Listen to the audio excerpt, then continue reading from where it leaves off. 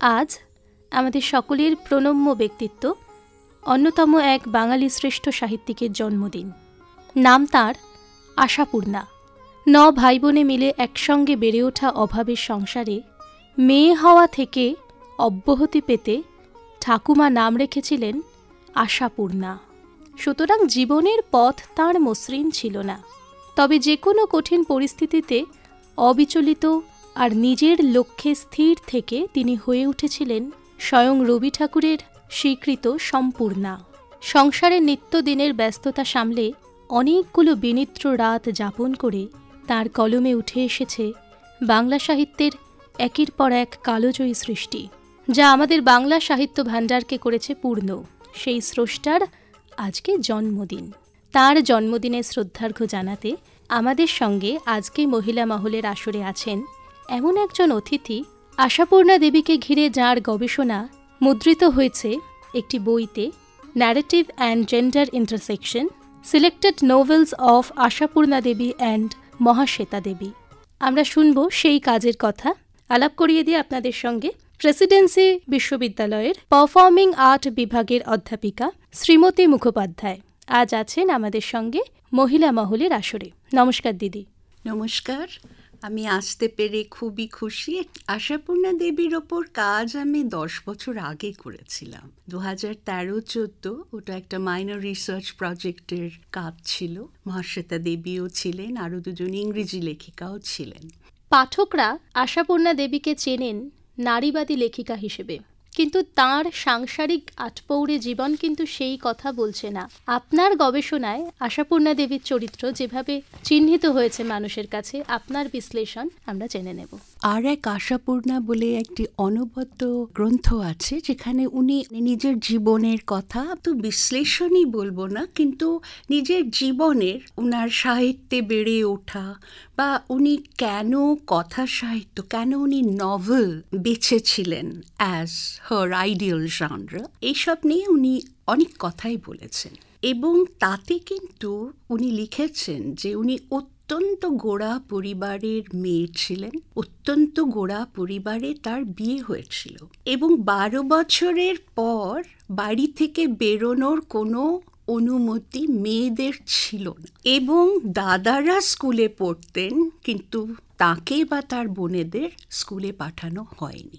তবে তার মা প্রচণ্ড বই পড়তে ভালোবাসতেন বলে বইয়ের প্রচুর সাপ্লাই তার বাড়িতে ছিল, এবং তিনি নিশ্চয়ই অ্যালফাবেট তাকে কেউ শিখিয়েছিলেন, তিনি প্রচুর বই পড়তেন।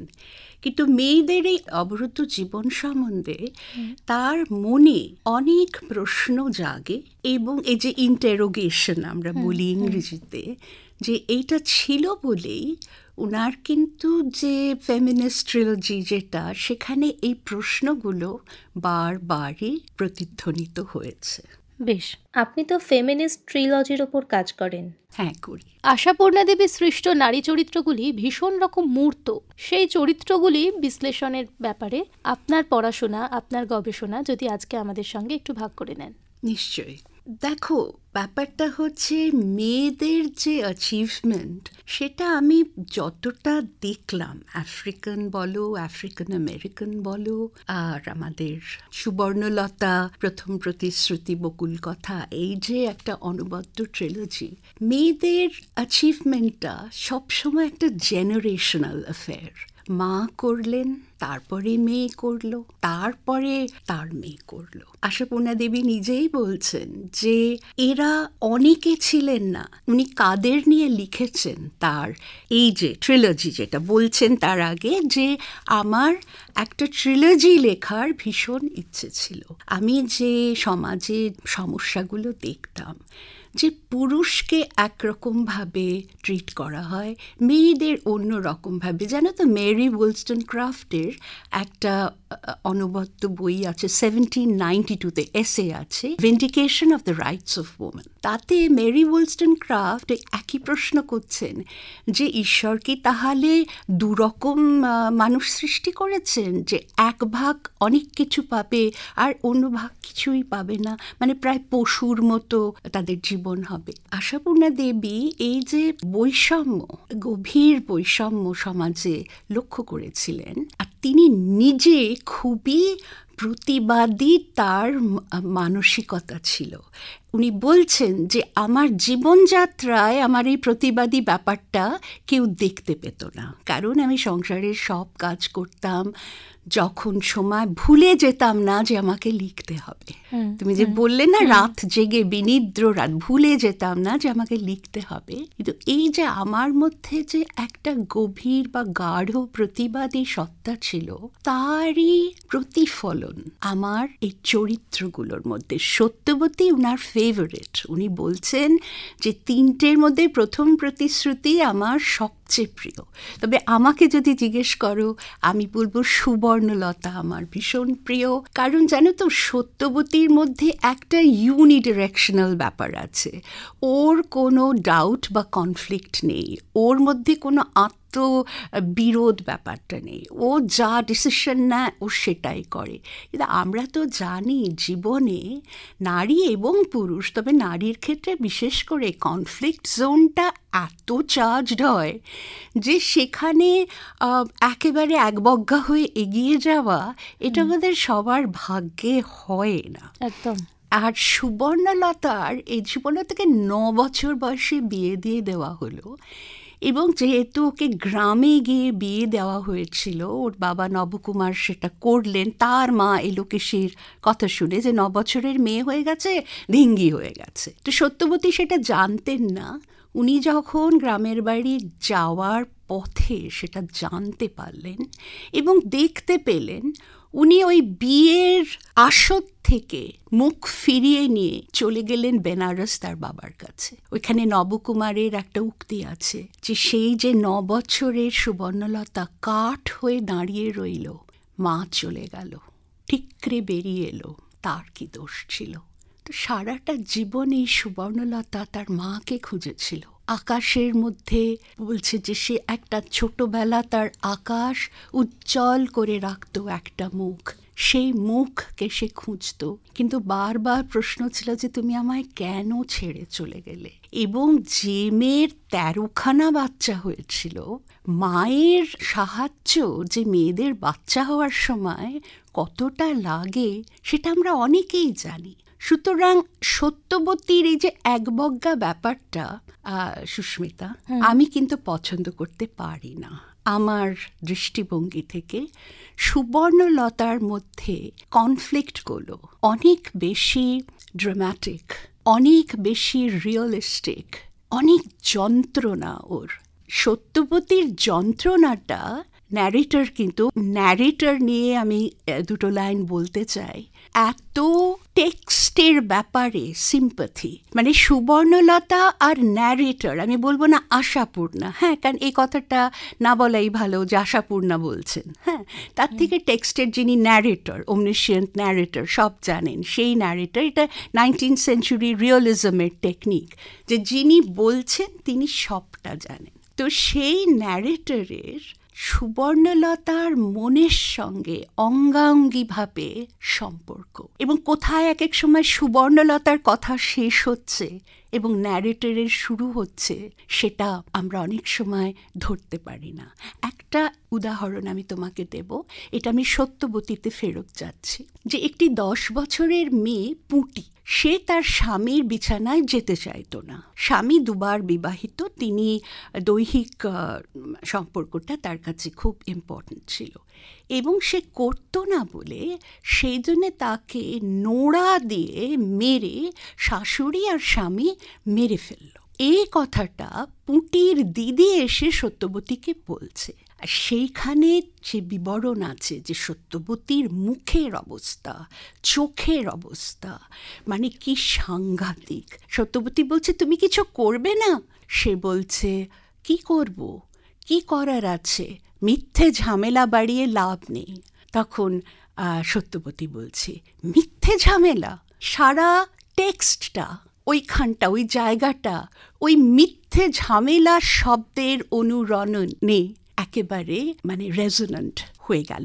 এই হচ্ছে ন্যারেটিভ টেকনিক। তুমি যে বলছো ফেমিনিস্ট, এইভাবে কৌশলে করতে হয়। তুমি মানুষকে ডান্ডা মেরে তুমি তোমার মেসেজটা পাঠাবে, সেইটা কিন্তু আর্টিস্টিক নয়। তোমাকে যদি আর্টিস্টিক্যালি, ব্যাপারটা হচ্ছে টনি মরিসন, কালো লেখিকা, তার একটা অনবদ্য উক্তি আছে যে the novel must teach without pontificating. ঠিক এক্স্যাক্টটা আমি বলতে পারলাম না, এক্স্যাক্টলি কোডটা বলতে পারলাম না। জ্ঞান দিচ্ছে এরকম যেন মনে না হয়। জ্ঞানটা দেবে ঠিকই, কিন্তু সেটা এত সুন্দরভাবে আর্টিস্টিক্যালি যে সেটা বোঝা যাবে না। আরেকটা তোমাকে উদাহরণ দিচ্ছি, সেটা সুবর্ণলতা থেকে। সুবর্ণলতার অত্যন্ত স্বদেশী, সেই সময় যে ন্যাশনালিস্ট স্ট্রাগল আরম্ভ হয়েছিল, মানে সুবর্ণলতার হিন্দু মেলাতে স্টল দেওয়ার খুব ইচ্ছে ছিল, কিন্তু ওকে তো দিতে দেওয়া হলো না।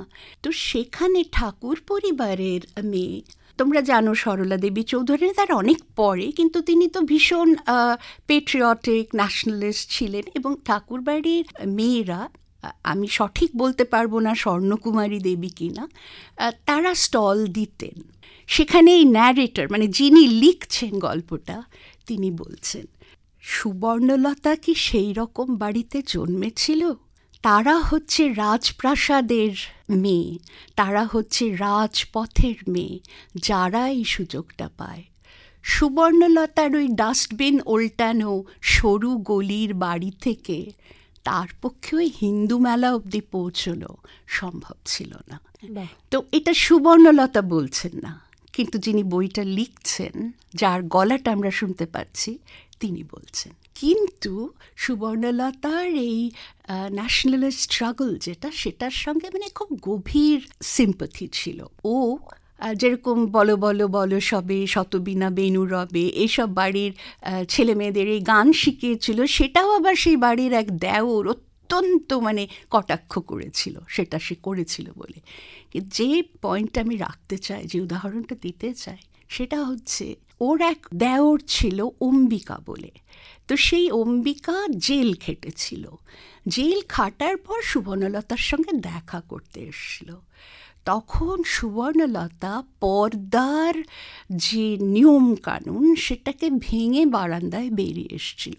কারণ এই দেওর ওকে আগে অনেক পত্রপত্রিকা এসব দিত, সুতরাং ও খুব ভালোবাসত। ওইভাবে বেরিয়ে এসছে, তাই ওর স্বামী প্রবোধ, ছেলেরা অত্যন্ত বিরক্ত হয়েছে। তখন সুবর্ণলতা বলছে, অম্বিকা ঠাকুরপো, এখানে সুবর্ণলতা বলে একজন থাকতো, এখন তার ভূত এখানে থাকে, তুমি প্রেতপুরীতে এসছো। এবং সেইখান থেকে গৃহিণী শব্দটা নিয়ে, গৃহিণী শব্দের অনুরণন, যে গৃহিণী কাকে বলে, ওই বলছে এটা কি তাহলে কেনা বাঁদির একটা প্রতিশব্দ?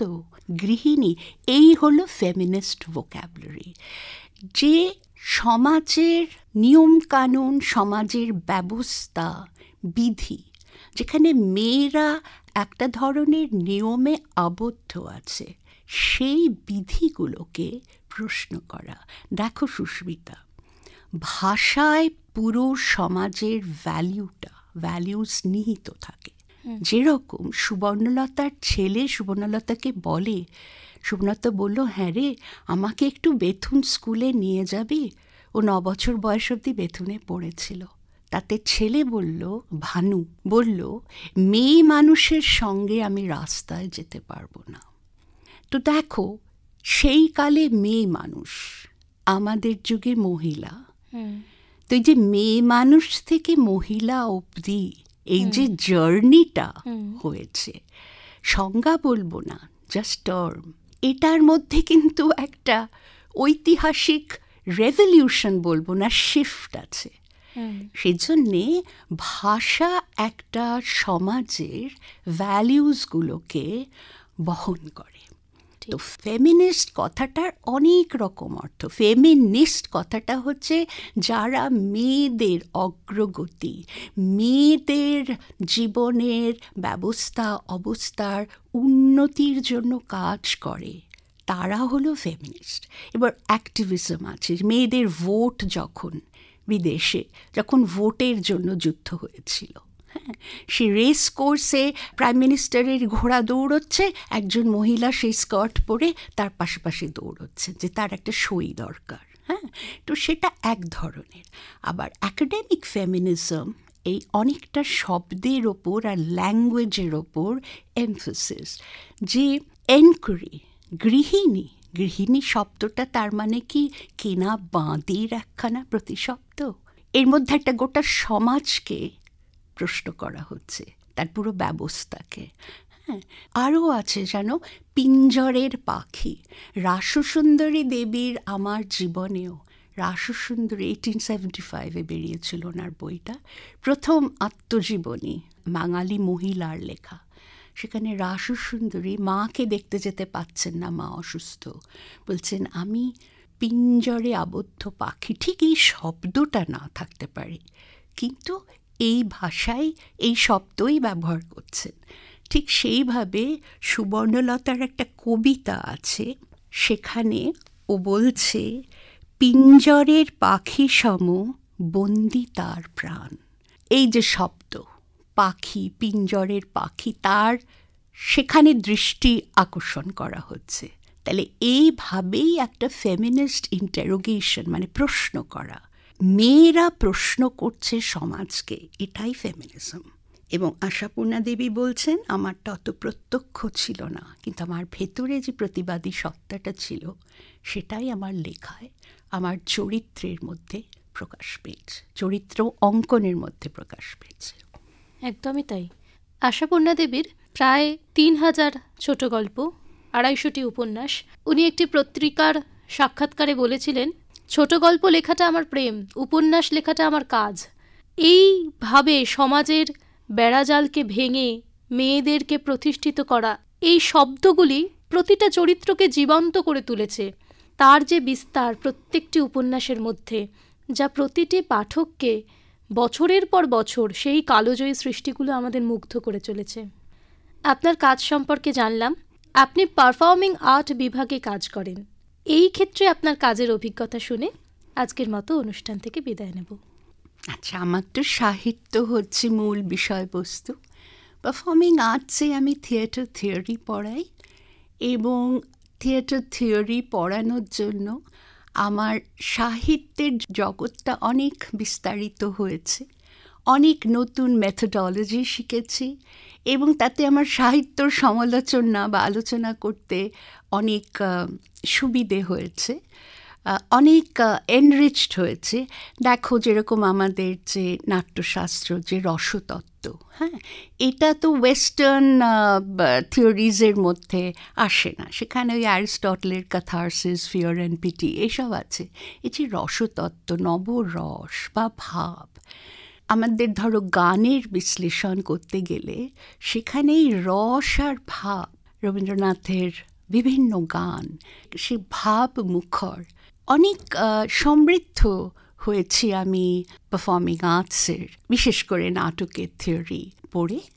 এবং আমি অনেকগুলো ডকুমেন্টারি বানিয়েছি, সেটা আমার এই পারফর্মিং আর্টসেরই একটা অ্যাক্টিভিস্ট ডাইমেনশন তুমি বলতে পারো। শ্রীমতী বিভা সেনগুপ্তর কাছে গান শিখেছি দীর্ঘ 12 বছর, ওনার ওপর একটা ডকুমেন্টারি বানালাম, যেখানে 85 বছরের মহিলা আর্টিস্ট 8খানা গান করেছেন। আমার আসলে মেয়েদের পুরো ব্যাপারটা, মেয়েরা ভীষণ সাইলেন্সড, তো মেয়েদের দেখতে পাওয়া যায় না, কথা শোনা যায় না, মানে অনেক দিন অবধি সেটা ঠিক সত্যি ছিল, এখন সেটা একেবারেই নয়। মেয়েরা খুবই এখন ফোরফ্রন্টে এসছে সব দিক দিয়ে। তো মেয়েদের যে পুরো ক্রিয়েটিভিটির ব্যাপারটা, মেয়েদের লেখা, মেয়েদের গান, মেয়েদের অ্যাকচুয়ালি সব কিছু, ব্রত কথা, আচার করা, মানে সব কিছুই আমার খুব ফ্যাসিনেটিং লাগে।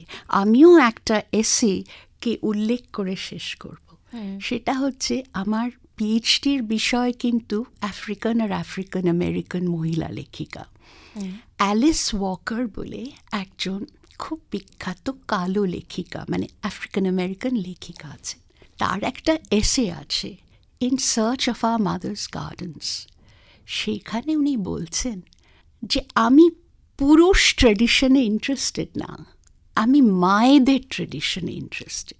আমি আমার ফোর মাদারদের খুঁজতে চাই, এবং তাদের আমি আগেকার দিনের জ্যাজ সিঙ্গার, যারা কম্বল বানাতো তারা, যারা রান্নাঘরে গল্প বলতো তারা, এবং আমার নিজের মা যিনি ভীষণ সুন্দর বাগান বানাতেন স্প্রিংয়ে, সেই মায়ের ওই যে ইনস্টিংক্ট ফর বিউটি, তার যে সৌন্দর্য চেতনা, তার থেকেই আমি আমার সৌন্দর্য চেতনা এবং সৃষ্টিশক্তির ইন্সপিরেশন পেয়েছি।